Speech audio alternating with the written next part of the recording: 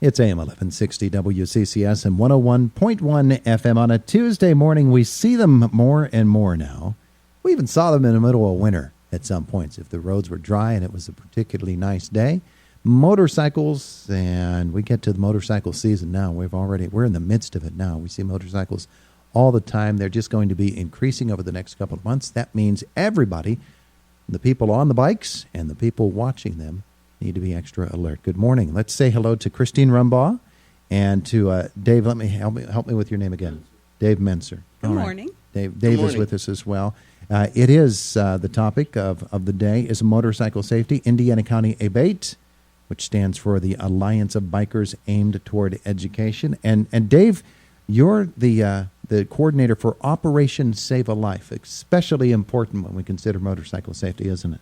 It is, Todd. Thanks for having us on and helping us promote motorcycle safety and motorcycle awareness amongst car drivers. And that's what Operation Save a Life is. Yeah. Is a presentation to car and truck drivers who don't know motorcycles, haven't ridden motorcycles, that they're different and would really appreciate if you have a look and look twice maybe, and maybe you'll see one of us out there and avoid that, gee, I didn't see the motorcycle syndrome, which is all too often happens. Yeah, we really do need to pay attention when we're crossing an intersection, when we're, on that nice bright sunny day, gazing at the trees and the flowers in somebody's yard and everything, that motorcycles are, by their very nature, more difficult to see than other vehicles. We're smaller, and it's also harder to tell how fast we're going. Mm-hmm. Sometimes you can't tell that approaching motorcycle is going as fast as it is, and that's one of the common accident issues is when a vehicle makes a left turn in front of a motorcycle. Yeah. Indiana County has a long history and tradition of motorcycle safety and motorcycle safety courses that are being taught all the time, it seems. I assume those courses are available even today? They are. Pennsylvania is one of the two states in our fine union that actually offers motorcycle safety training for free. If you have a learner's permit or an automobile driving license, you can go to PAMSP. It's either .com or .org.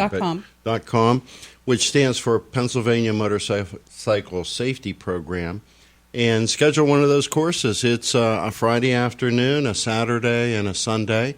Mm-hmm. You get to ride the state's motorcycles. You don't have to bring your own bike to drop it and get it all scratched up if you're a novice. Yeah. And at the end of the day, you've got much, much more skills on riding a motorcycle and the aspects of that you wouldn't otherwise get a chance to learn. We have talked in the past about the novice rider.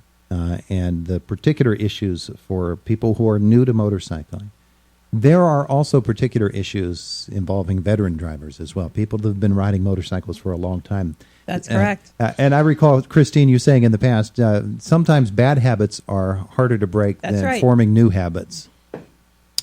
That is true. And there is an advanced rider's course that can be taken to help you polish and get back the skills that you need to have to practice when you're riding. Yeah. And the statistics actually support that your safest time riding is after you have 2 years of experience, but before you have 5 years of experience. Oh, yeah. So it actually hits what you're talking upon. The novice rider has a certain set of skills that they haven't acquired yet that can get them in trouble.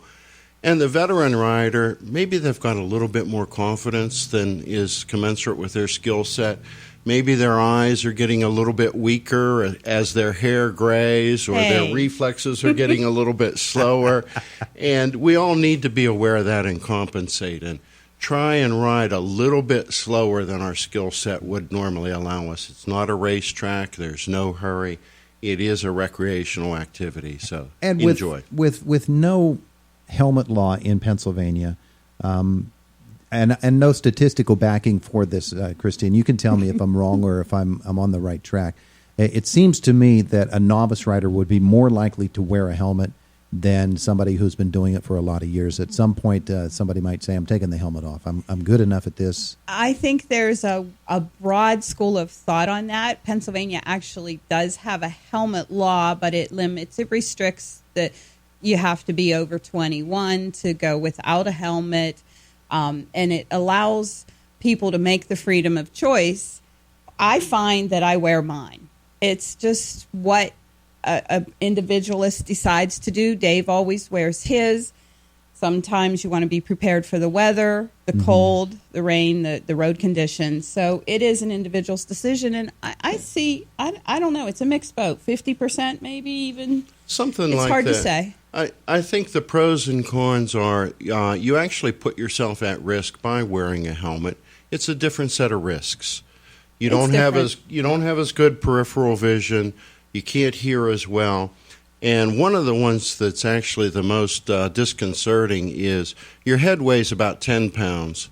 The helmet weighs about 4. So you've added 40% to the mass that your neck has to withstand in the unfortunate event that you are in a collision.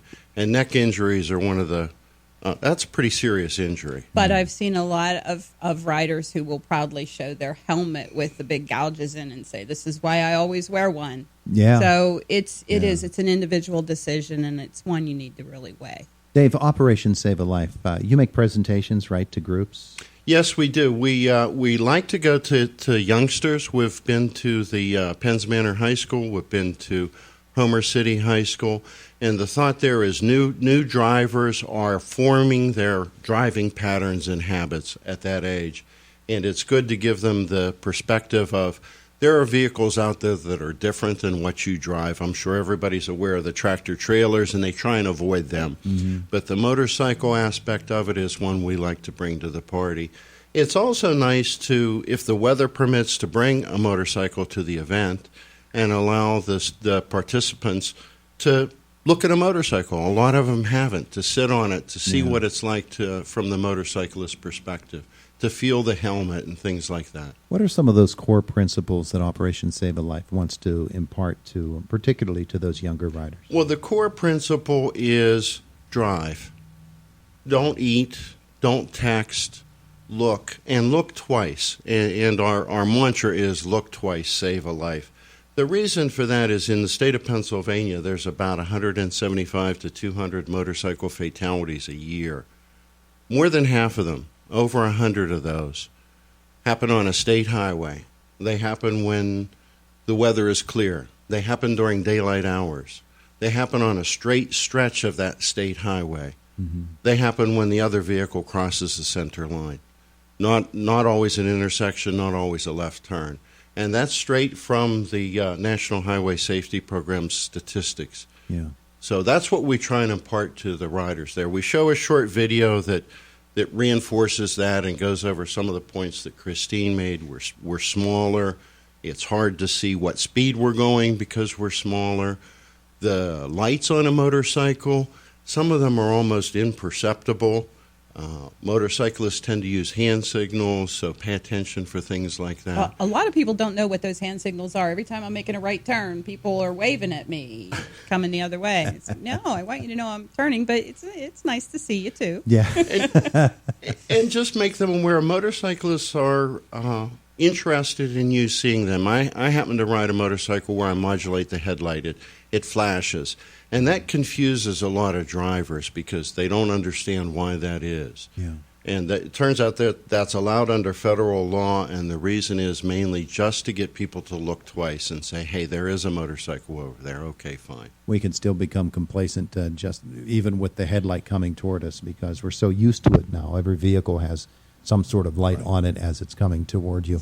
And it's interesting, the Operation Save a Life, we think, okay, we're talking motorcycle safety, so we're talking to motorcyclists. We're also talking to the people in the cars. And that is what's important. I know I became a better automobile driver after I learned to ride a motorcycle because I became more aware of what was happening around me, the intersections, approaching traffic, left turns. Yeah. One of the things they teach at the safety programs is you become a much better car driver when you learn how to ride a motorcycle. Unfortunately, the inverse is also true. During the winter, when you're driving your car, because of the weather, if you are a motorcyclist, you become a much worse motorcycle driver. So in the spring, and May is the beginning of riding season, the state of Pennsylvania has made it Motorcycle Awareness Month, and you'll see some of the highway signs showing that and what have you. We're all starting afresh. So the motorcyclists are relearning their skills, and the cars are relearning to see motorcycles out there. And except for you, Dave, you rode all winter. I'm a witness. You put chains on it, Dave, do you? I've thought about it. I understand you can get studded tires. There are groups that do ice racing. I haven't gone that far yet, but I have had it out every month this year. I do only go out when it's above freezing and the roads are clear, though. Yeah.